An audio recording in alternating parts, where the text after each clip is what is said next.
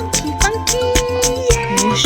Funky, ooh, funky, funky, yeah, that's funky, funky, ooh. Plastic, plastic, plastic. If you were a plastic, which plastic would you be? What a great question. Oh, especially if you know a little bit about plastics already. What would you be? Which one would you choose? I'll tell you which one I'll go for at the end. To help you come up with an answer, we're going to look into the world of plastic. Design brain warm up.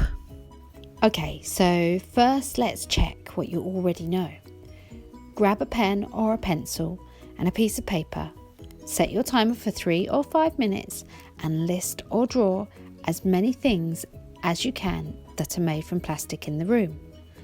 If possible, get up and have a little wander about, then come back when the timer goes off. Oh, and don't forget to press pause on this video before you start. Plastics can be hard to spot, so keep your eyes wide open.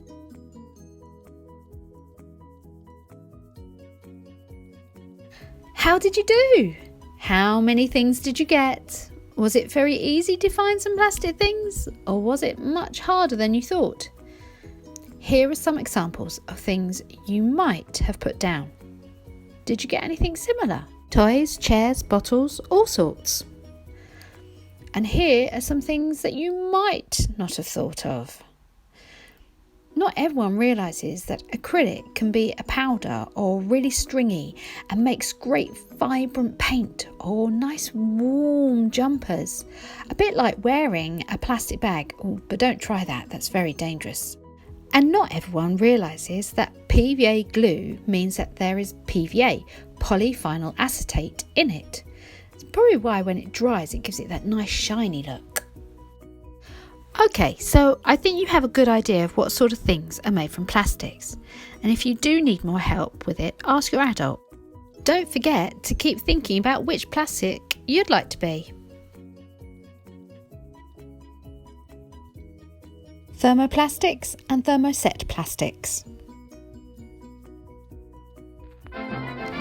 Time to meet Thermoplastic and Thermosetting plastic group leaders! Welcome, group leaders! Oh, please tell us all about yourselves. Thermoplastic leader, your turn first.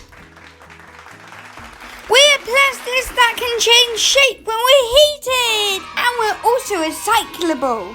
And Thermosettings leader, how about you guys? We are plastics that cannot change shape when reheated. Once we are set, we are set. Crikey. Well, you sound very rigid.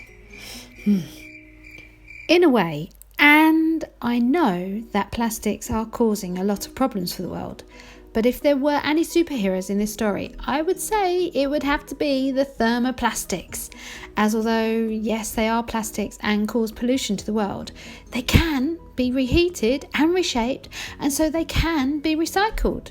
And I'm sure they really would like to be recycled. Am I right, guys? Oh, yes. Thermoset plastics, sadly, are just not able to be reheated, softened and change their shape. Once they've been created, that's it. But they're not all bad. There are lots of plastic things in our lives that get hot when we use them, like plugs, and it would be a disaster if they started to soften and change shape every time they were used. So maybe we can be a little excited for Thermoset plastics. Have a think now of anything in your home or in your classroom that gets hot and you wouldn't want it to change shape. Press pause and have a think. Here are a couple of examples. Did you get any of the same? Imagine if every time you cooked, your pots and pans started going floppy. What a disaster. Hey guys, you aren't only used to make things that get hot, are you? You have other uses too, just that you suit the hot jobs better than thermoplastics. Yes, that's right. Here are more examples. It's great for things that need to be waterproof. History time! Natural plastics came first, and these plastics are still used for certain things today. Here are a few of them. Did you know that chewing gum contains plastic? It used to be made from tree sap, and for thousands of years people would chew on it, sometimes even for medicinal purposes. Some gums these days do still use natural gum in their chewing gum, adding flavourings and colourings to it. But many now use man-made plastics in their gum, like polyphenol acetate, PVA. Oh, never swallow your gum. Another natural plastic that's been used for thousands of years is shellac, secretion from the lac bug in India. People often have fake shellac nails.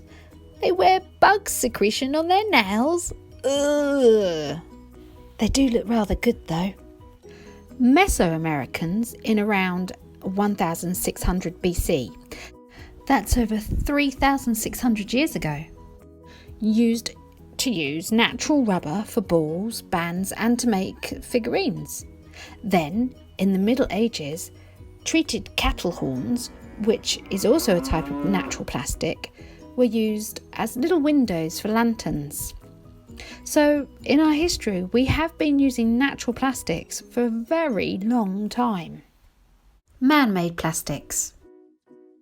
Well, the first was back in the 1850s. That's over 160 years ago. It was a thermoplastic and it was created by Alexander Parkes in Birmingham of England, and it was called Parksine. Unfortunately, things made from it broke really easily and they were highly flammable. Then, in 1907, the first Thermoset plastic was discovered, Bakelite, by Leo Bakelite, a Belgian American. Here are a couple of things that were made from it. Bakelite is still about today, and it can be quite a brittle material, so it breaks easily when dropped. If you're still trying to decide which plastic to be, maybe that's not the right one. I wouldn't want to break every time I was dropped. Okay, so far, things made from plastic, tick.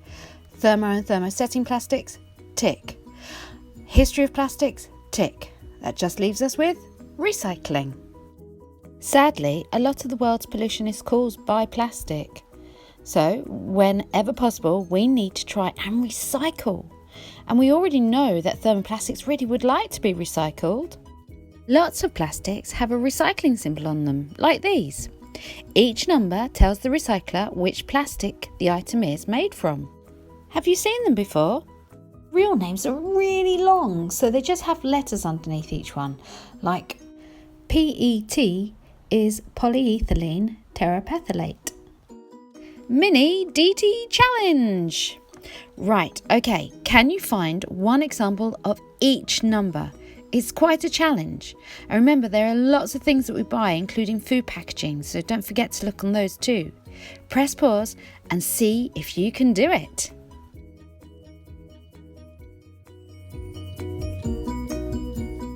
Did you do it? Did you get something for each number? Oh, I really hope so. I'd love to see what you found. Maybe show me over at Happy DTing on Facebook. I'd love to see. Here's an example for each plastic. Not all plastics have the symbol on them, and sadly not all plastics can be recycled. But wherever you can recycle, you really should try to. So keep checking before you put it in the bin. Lots of companies are trying to use alternatives to plastics. Here are a few examples. Card packaging, not polystyrene, and packing peanuts made from rice puffs. And we're being encouraged to use beeswax wraps instead of cling film, and to bring along our own reusable cups. Right, well, what a lot of information about plastics. Let's have a quick recap.